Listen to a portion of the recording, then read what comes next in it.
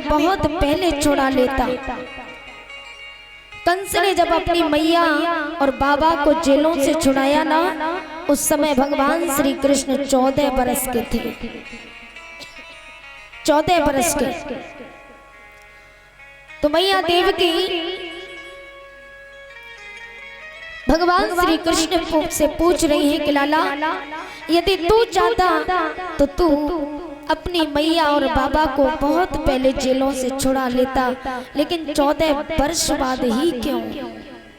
तो भगवान श्री कृष्ण कहने लगे, मैया कर्मों से कोई बच नहीं पाया। जो जैसा कर्म करता है ना, उसको वैसा भोगना पड़ता है। मैया याद करो, बात त्रेता युग की है। त्रेता युग में 14 वर्ष मैंने वन में बिताए, मुझे कष्ट मिला, वही 14 वर्ष आपने जेलों में बिताए। तो मैया देवकी ने कहा, लल्ला तो फिर वो यशोदा कौन है? तो भगवान श्री कृष्ण कहते हैं, माँ यशोदा मेरी कौशल्या मैया है। भगवान श्री कृष्ण वहीं से गुरु शांतिपन के आश्रम में शिक्षा अध्ययन करने जाते हैं। देखिए भगवान श्री कृष्ण सुदामा जी से कब मिले? मथुरा में जाकर के कंस को मारने के बाद। लेकिन बहुत शास्त्री हैं, क्षमा करना, वो सुदामा जी की कथा तो सुनाते, ये बात सत्य है भगवान मिलने जाते हैं। भगवान से मिलने के लिए सुदामा जब जाते ना, उस समय तो भगवान का विवाह भी हो जाता है। 16,108 विवाह होते, तब सुदामा भगवान से मिलने के लिए जाते हैं। लेकिन इनकी मित्रता कब हुई? भगवान श्री कृष्ण ने जब कंस का वध कर दिया, और कंस का वध करने के बाद भगवान श्री कृष्ण उग्रसेन महाराज का राज्य अभिषेक करवाते हैं। राज्य अभिषेक करवाने के बाद भगवान श्री कृष्ण वहीं से गुरु शांतिपन के आश्रम में शिक्षा अध्ययन करने के लिए जाते हैं। और शिक्षा अध्ययन करने के लिए जब गए तो वहीं उन्हें सुदामा जी से भेंट होती है। वहीं पर उन्हें सुदामा जी मिलते हैं। तो सुदामा जी जिनसे भगवान श्री कृष्ण की मित्रता हो जाती है, घनिष्ठ प्रेम हो जाता है। एक दिन गुरु माता ने सुदामा और भगवान श्री कृष्ण से कहा, पुत्रों वन में जाओ, वन से लकड़ियां एकत्रित करके लाओ। तो दोनों भाई जिस समय जाने लगे तो गुरु माता ने सुदामा को पास में बुलाया और सुदामा को थोड़े से चने थे, चने की पोटली दी और कहा, पुत्र सुदामा ये चने तुम अपने साथ लेकर के जाओ, और वन में जब दोनों भाइयों को भूख लगे ना, तो दोनों भाई मिलकर के चने खाना।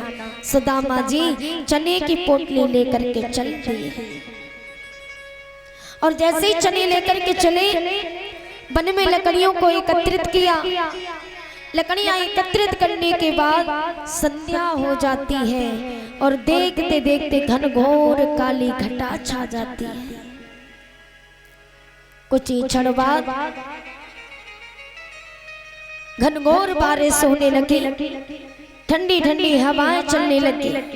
तो सुदामा और भगवान श्री कृष्ण को सर्दी लगने लगी, ठंड सताने लगी।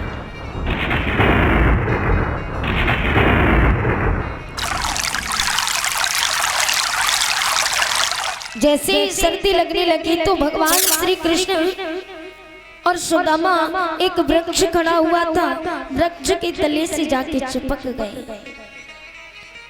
पेड़ के तले दोनों कुमार सर्दी से सिकुड़े जाते हैं। ठंडी हवा के झोंकों से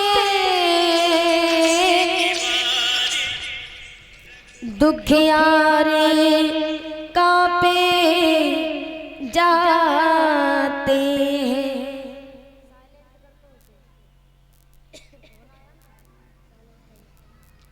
भगवान श्री कृष्ण और सुदामा पेड़ के तले से दोनों मित्र चिपक जाते हैं।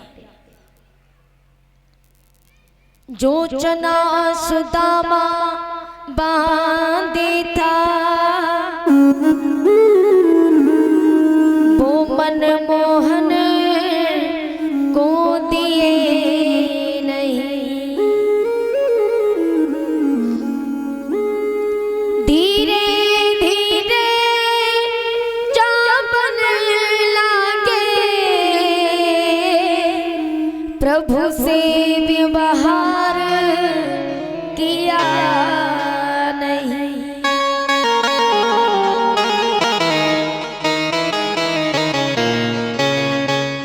भगवान श्री कृष्ण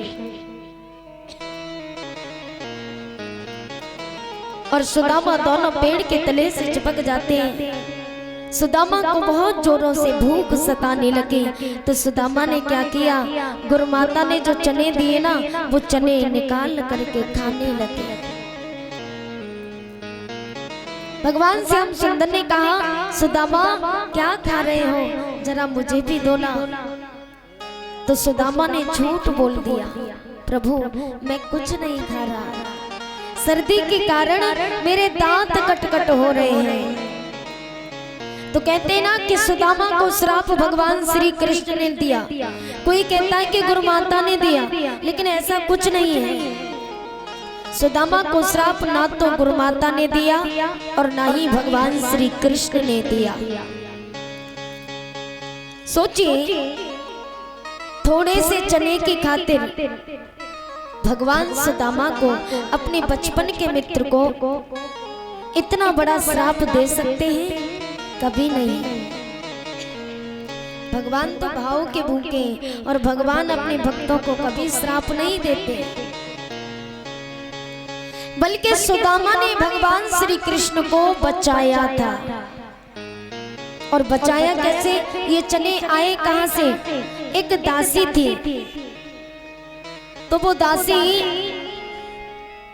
अपने पुत्रों के लिए भिक्षा के रूप में थोड़े से चने मांग करके लाई थी।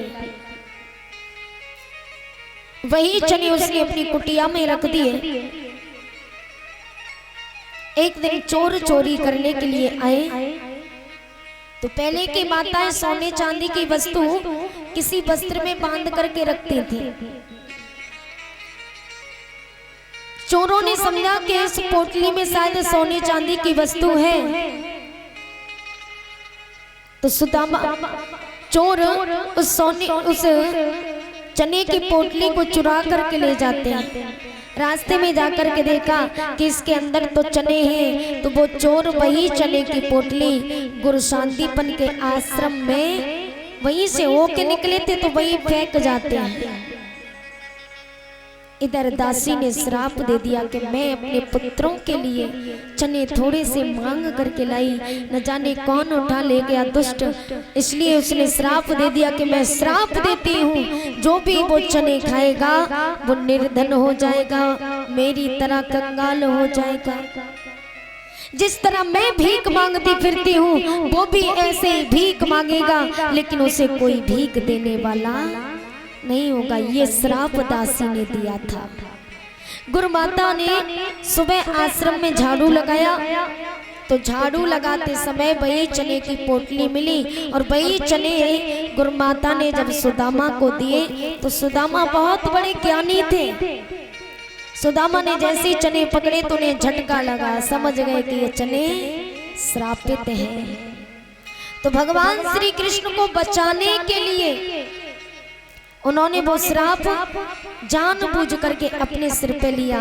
और क्या सोच के कि यदि मैं श्रापित हो जाऊंगा तो कोई बात नहीं, मेरा बांके बिहारी है, मेरे श्याम मुझे बचाने के लिए है। और यदि ये चने मेरे गोविंद ने खा लिए तो सारी दुनिया इनसे झोली फैला करके भीख मांगती है। अगर यही दुनिया वालों से भीख मांगने लगेंगे तो फिर भगवान में और भक्त में क्या फर्क रह जाएगा।